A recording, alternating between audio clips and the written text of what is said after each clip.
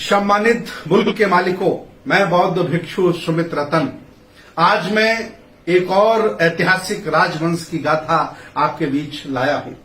उस राजवंश का नाम है गुर्जर प्रतिहार राजवंश।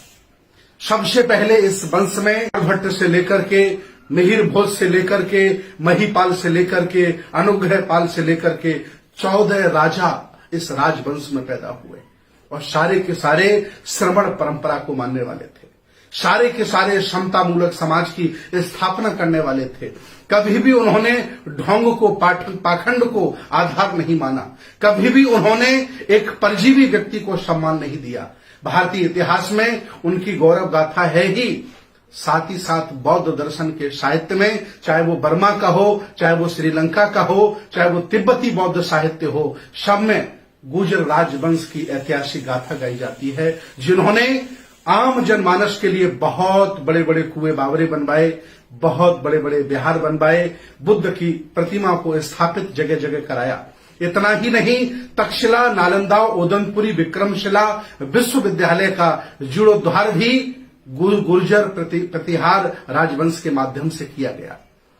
मैं आज इस खानदान से पूछना चाहता हूं, जिसने ये पूरा देश संभाला हो, जिसने पूरा पाकिस्तान अफगानिस्तान संभाला हो, सम्राट उस समाज की क्या दशा है।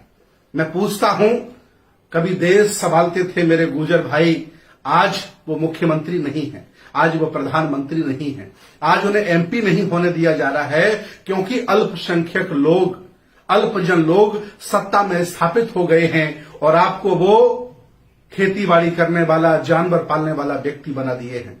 मैं अपील करता हूं, अपने अतीत के गौरव को जानो, अपनी विरासत को पहचानो और फिर इकट्ठे होकर के इस देश को संभालने का काम करो।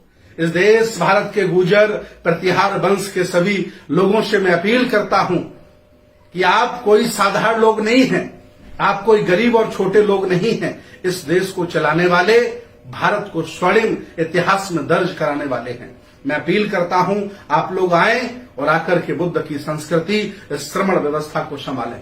मैं आपसे पूछता हूं, सुप्रीम कोर्ट में इतने जज हैं, कितने गुर्जर समाज के हैं? हाई कोर्टों में इतने जज हैं, कितने गुर्जर समाज के हैं? भारत सरकार में सेक्रेटरी हैं, कितने गुर्जर समाज के हैं? धर्म के नाम पर अफीम पिलाकर मेरे युवाओं को अंधविश्वासी, पाखंडी, ढोंगी बनाया जा रहा है। मैं अपील करता हूं, आओ विज्ञानवादी, तर्कवादी और मानवतावादी बनो और बुद्ध की विरासत को संभालो, क्योंकि आप कोई साधारण लोग नहीं हैं, देश को संभालने वाले हैं।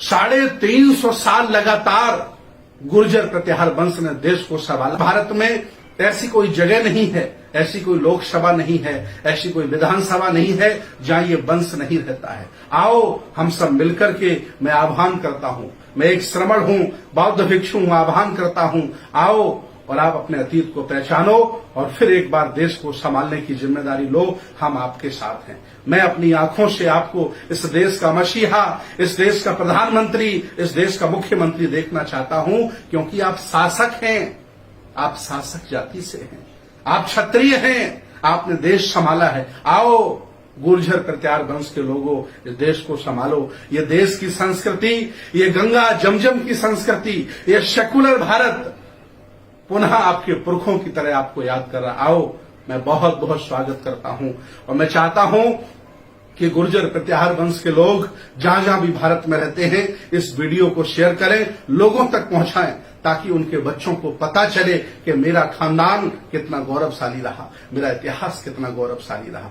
आओ एक बार फिर मैं आह्वान करता हूं, देश संभालो, देश को आपकी जरूरत है। बहुत बहुत साधुवाद, बहुत बहुत धन्यवाद।